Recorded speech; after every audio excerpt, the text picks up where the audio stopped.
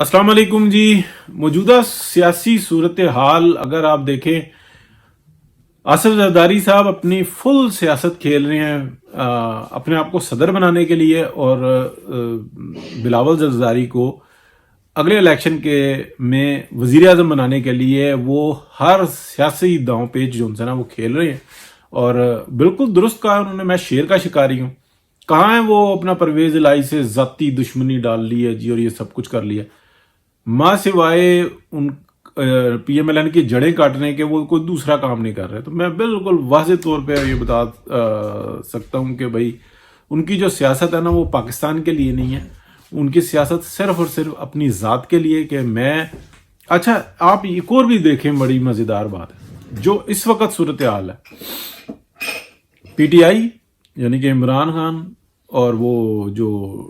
سابقہ جو پلیئرز تھے اسٹیبلشمنٹ کے، باجوہ صاحب اور فیض صاحب اور دیگر اور کچھ بہت سارے نام، ان کا نام لینا ٹھیک نہیں ہے، وہ اس وقت بھی سیٹوں پہ ہیں. یہ سارے مل کے اس بات میں لگے ہوئے ہیں کہ کسی طریقے سے پی ایم ایل این کو اگلے الیکشن میں وکٹری نہ ملے. پی ایم ایل این کا نام ایک ہی ہے، میاں محمد نواز شریف اور مریم نواز شریف. تو ان کو کسی صورت میں نہیں آنے دینا. بس باقی پاکستان اگر بیڑا غرق ہوتا ہے تو کوئی مسئلہ نہیں ہے، لیکن ہماری خواہشات یا ہماری جو دشمنی یا جو ہم نے ایک لاگت بازی لگائی ہوئی ہے اس کی جو ہے نا بس فتح ہونی چاہیے. اور دوسری طرف صورتحال یہ بن گئی ہے کہ سی پیک کو پرزور طریقے سے چلانے کے لیے اور وہ مقاصد حاصل کرنے کے جس میں پاکستان کی عوام کے لیے سہولیات ہوں، وہ تمام پروگرام جو ہے نا وہ میاں محمد نواز شریف کے پاس ہے. وہ جذبہ، وہ تجربہ، وہ کام کرنے کی صلاحیت، وہ ٹیم بنانے کی صلاحیت، وہ ساری جو ہے نا میاں محمد نواز شریف کے پاس ہے. تو اس وقت جو چونچوں کا مربع ہے نا، وہ کہتے ہیں کہ کسی طریقے سے ایسا ہی چونچوں کا مربع آ جائے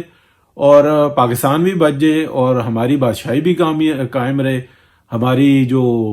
حاکمیت ہے وہ بھی قائم رہے. تو وہ ہو نہیں پا رہا. تو زرداری صاحب جو ہے نا اگر آپ دیکھیں تو اس وقت میں بھی یعنی کہ آپ دیکھیں کتنی زبردست سیاست ہے کہ عمران خان نے صدر کو آگے کیا ہوا ہے. صدر صاحب آئین قانون کو ایک طرف رکھ کے اور وہ بالکل سیاسی کارکن بن کے اور ہر الٹا سیدھا کام کر رہے ہیں. تو وہ جو ہے نا اسٹیبلشمنٹ کی مخالفت سے نہیں کر سکتے، یہ ان کی رضامندی کے ساتھ ہو رہا ہے. اور جس طریقے سے وہ کام کر رہے ہیں، آج اگر ایک پریشر آئے نا، یعنی کہ آپ دیکھیں تو وہ استعفیٰ دے دیں گے.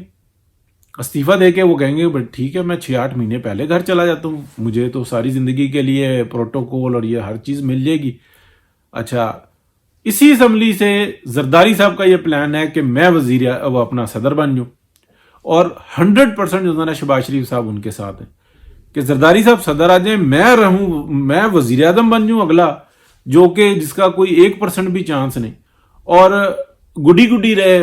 میاں نواز شریف باہر ہی رہیں، مریم نواز شریف بس میری کمپین کرایا کریں، باقی میں نے ان کو جو 3-4 دفعہ ناراض کیا میں ایک دفعہ اور کر دوں گا، بس وہ پھر جو انسان جب منانا ہوگا پھر بیٹا کر کے میں منا لوں گا. بس یہ سیاست ہے ٹوٹل جو چل رہی ہے بیہائنڈ دی اسکرین. اب اس کو کوئی مانے یا نہ مانے، 1 دفعہ 2 دفعہ 3 دفعہ پھر مریم نواز خاموش ہو جاتی ہے. ابھی جو کام کر رہی ہیں یعنی کہ ساری آرگنائزیشن ہر جگہ پہ وہ رابطوں میں ہیں، فون کالز ہو رہی ہیں، مسلسل میٹنگز ہو رہی ہیں، مختلف شہروں میں جا رہی ہیں. یہ کام حمزہ نہیں کر سکتا تھا؟ اچھا، اس کام کے اندر سلمان شہباز کہاں ہے؟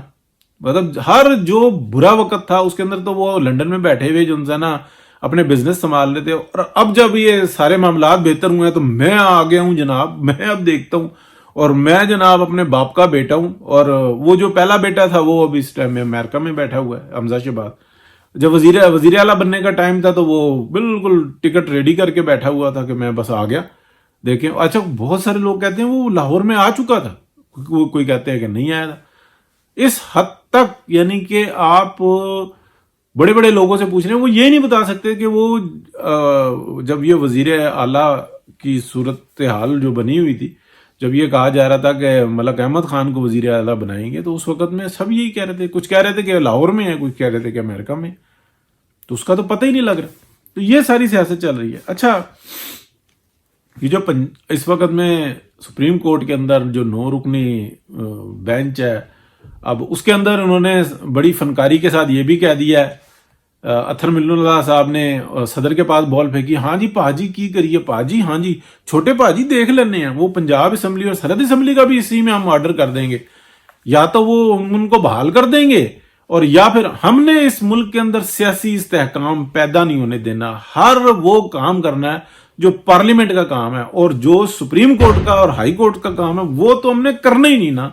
قسم کھا کے بیٹھے ہوئے ہیں۔ تو اب اگر یہ صورتحال چلے گی میاں محمد نواز شریف کے پاس، پھر وہ پولیٹیکل پاور ہے، وہ اب اس جگہ پہ پہنچے ہوئے ہیں کہ دنیا کی ہر سیاسی قوت نے ان کو یہ بات کہی ہے کہ بھائی جان اس پاکستان کو سنبھالنا صرف آپ کی ذمہ داری نہیں ہے، آپ نے اپنی سیاست کی واٹ لگا لی،